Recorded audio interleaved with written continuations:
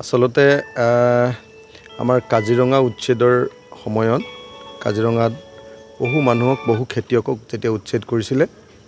সেই উচ্ছেদৰ বিৰুদ্ধে আমি কৃষক মুক্তি সংগ্ৰাম সমিতিয়ে প্ৰতিবাদ কৰিছিলোঁ আৰু সেই প্ৰতিবাদৰ সময়তে আমাৰ বহুজনক জেলত দিছিলে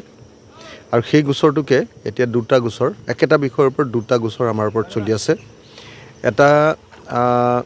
কলিয়াবৰ কোৰ্টত চলি আছে আৰু এটা নগাঁও কোৰ্টত চলি আছে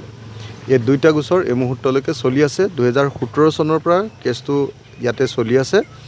আৰু 2017 চনৰ পৰা চলি থকাৰ পাছতো সাক্ষীবাদী নোহোৱাৰ কাৰণে কেছটো দীঘলীয়া হৈ গৈ আছে আমি আশা কৰিম যে নিশ্চয় সোনকালে আমাৰ কেছ শেষ হ'ব আৰু চৰকাৰে মানুহ গুলিয়াই হত্যা কৰিলে কাজিৰঙা উচ্ছেদৰ সময়ত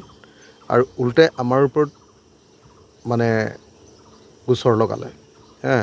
আমাৰ ওপৰত এটেম্প টু মাৰ্ডাৰ সব গোচৰবিলাক উচতনি জনোৱা এই গোচৰবিলাক তেওঁলোকে লগাই দিলে গতিকে বিজেপি চৰকাৰ এখন সাম্প্ৰদায়িক চৰকাৰ বিজেপি চৰকাৰ এখন কৃষক বিৰোধী চৰকাৰ আৰু তেওঁলোকে সদায় কৃষক আৰু সংখ্যালঘু ৰাইজ আৰু অন্যান্য সকলো সম্প্ৰদায়ৰ মানুহৰ ওপৰত ব্যাপক ৰূপত এনেকৈ উচ্ছেদ কাৰ্য নমাই আনে আৰু তাৰ বিৰোধিতা কৰিলে তেওঁলোকে আজিকালিতো গুলিয়াই মাৰি দিয়ে আপোনালোকে সকলোৱে জানে